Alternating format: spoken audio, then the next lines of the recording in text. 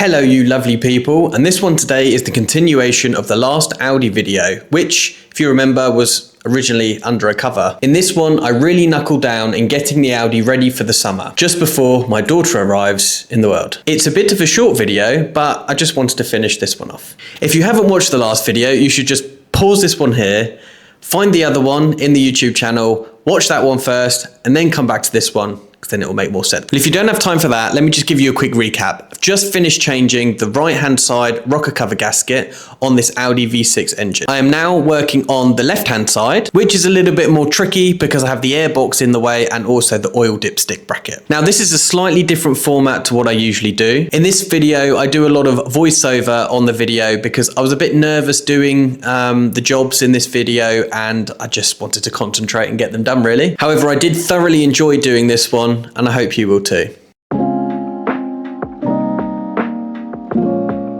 So I start off by removing the airbox as you saw, and I hope you noticed how I hulked the retaining clip out with my fingers, but I don't think it's supposed to be that loose.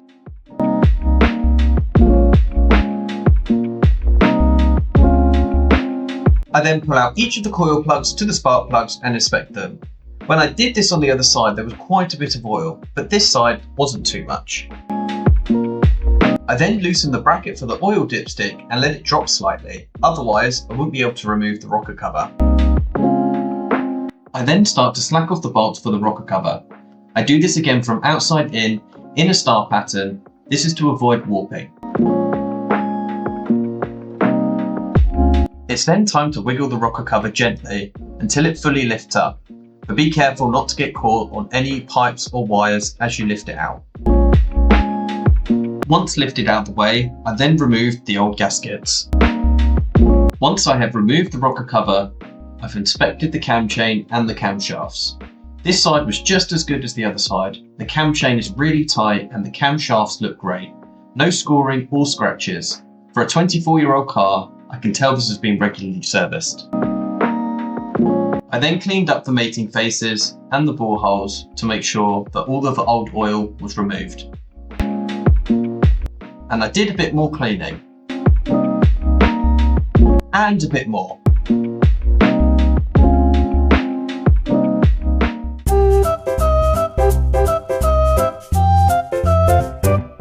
Okay, so now everything's back together. I'm now going to put some oil in the engine.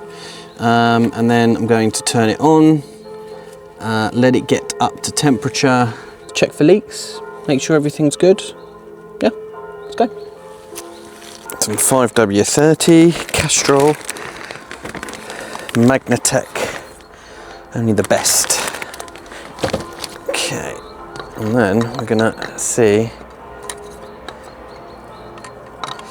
I need to get a new way of filling oil.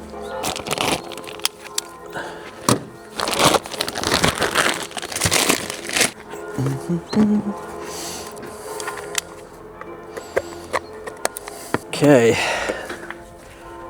let's do this as delicately as possible.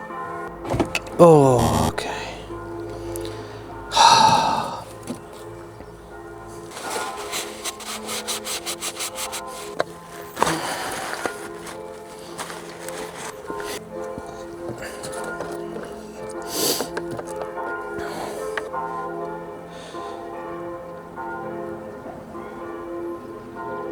Definitely think I'm going to invest in some better oil filling tools because this kills your back.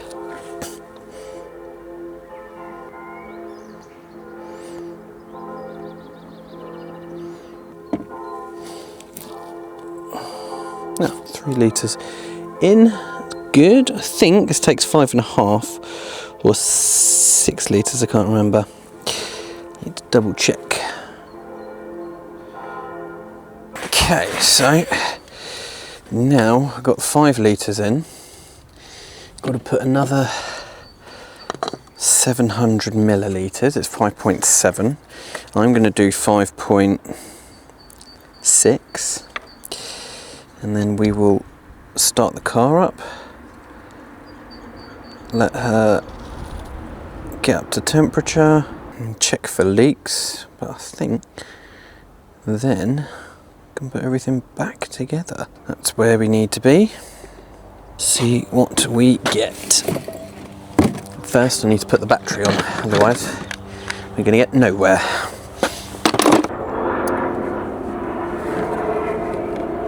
Let's give it a go.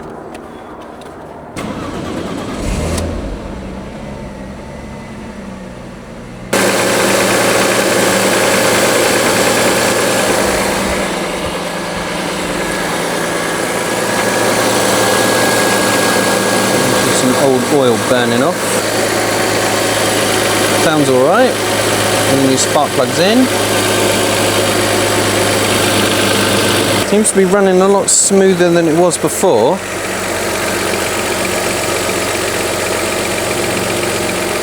That's alright.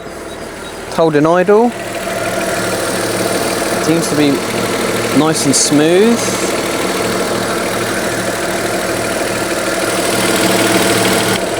Is there any oil leaking? That is the question, isn't it?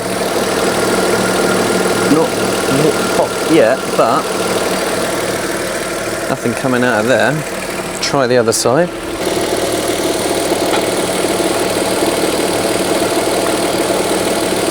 Looking and feeling good there as well. Nice. Okay.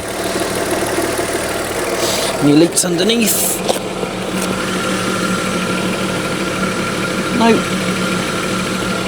We're good. Excellent. So we've got a running engine. So put all this back together and then call it a day. I think today, and then tomorrow I'm going to crack on with doing coolant flush and just doing some of the other little jobs on here to get this ready to go out. But we're pretty much ready now. So nice. So this morning I'm going to attempt my first ever coolant flush. I've never done this before and it's a very risky job. Have to make sure I get all of the old contaminated coolant out of the system, otherwise when I put new coolant in, it will just get recontaminated. I then need to make sure I bleed this system up properly after I've filled it back up. Otherwise, we get overheating and then bye-bye engine.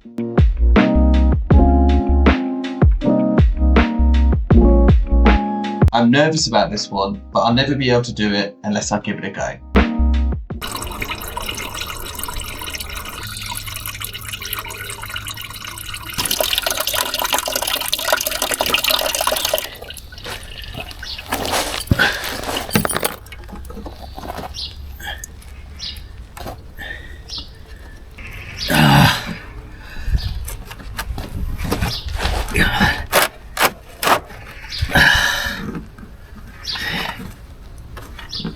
What you saw me doing there was putting the coolant temperature sensor back in once I was satisfied that most of the old coolant was drained. The coolant temperature sensor is a good drain point for these engines. I saw a video on YouTube of a guy in the US doing this. It was a bit of a struggle to get back in, but it eventually went in.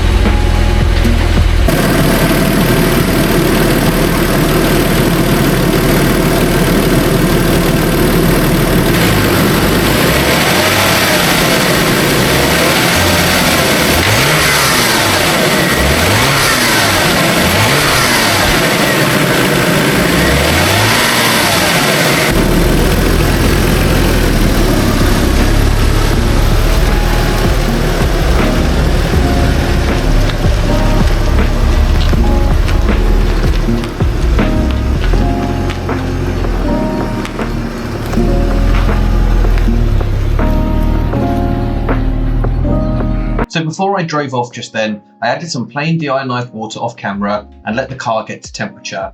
This is the first stage of the coolant flushing. I then moved the car to a flatter area and topped up the deionized water in the system to make sure there was enough and the Audi wasn't going to overheat whilst I waited for it.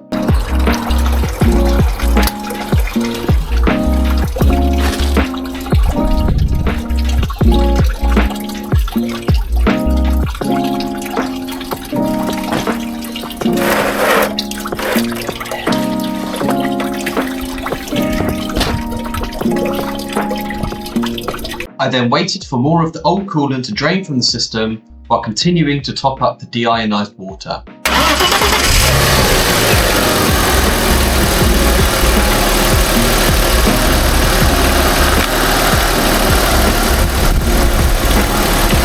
I started the engine to let the water circulate better around, keeping it topped up the whole time so that I don't overheat the engine.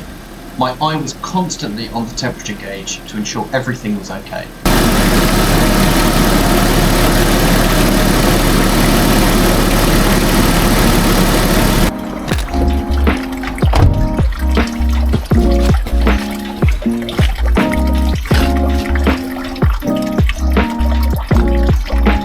I then waited for the last drops of old coolant and deionized water to drain out. I won't show all of this as it did take a while.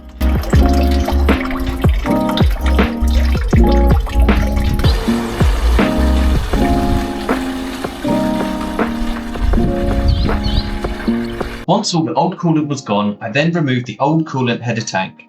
The reason it seems dark is because it is years of rusty coolant that has been left in the system for a very long time. The header tank was also the original. As you can see, I have a brand new header tank and also a brand new cap. This ensures the longevity of the system going forwards. I install the new tank by connecting the coolant level sensor first, and then I move on to the hoses.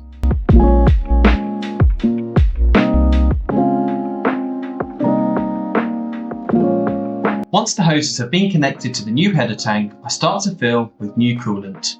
You will notice that the header tank is still loose. This is because for bleeding purposes, you need to be able to lift the header tank higher to push out any air in the system.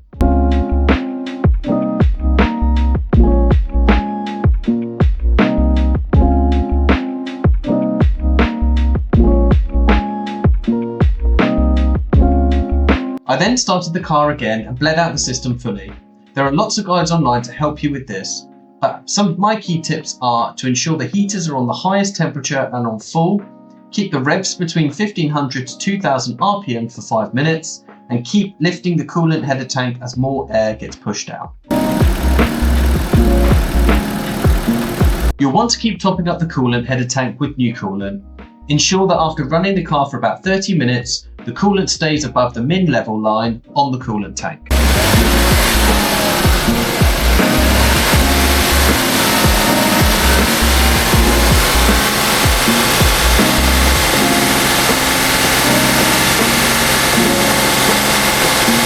As you can see, we're holding level and everything is running great.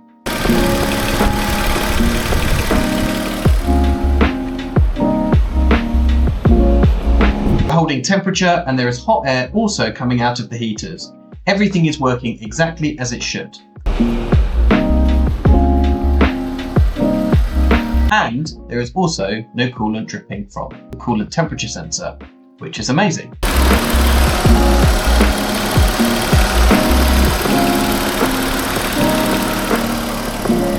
So, there you have it. Coolant flush, coolant tank change, all done. Yeah, today wasn't doing a lot of talking because I wanted to get this done, to be honest. Bit of a challenge to get the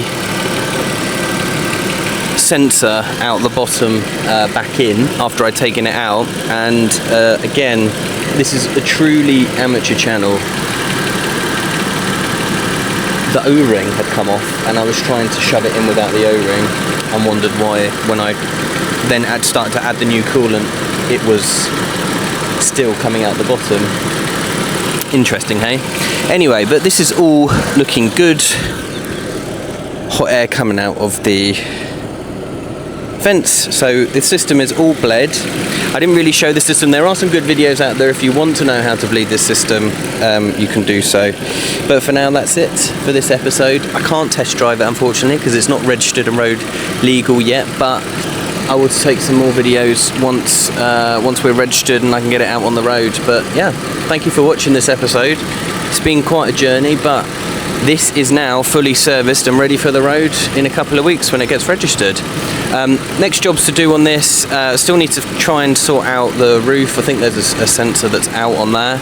Yeah, there's a couple of other internal bits and pieces that I wanted to change, but the big thing I'm going to do on this next weekend is a deep clean. So I was going to get a full valet from me, get it all nice and ready for the first trip out for myself and my wife. So really looking forward to that. But thank you for watching this one. See you in the next one.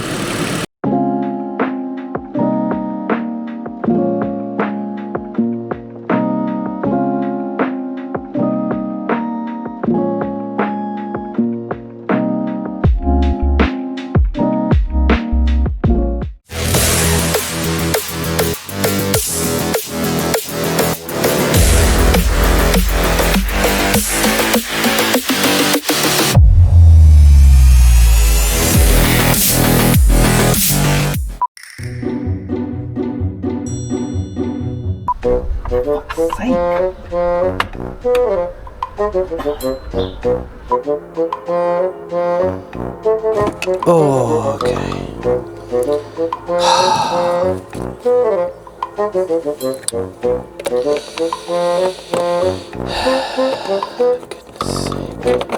Goodness sake.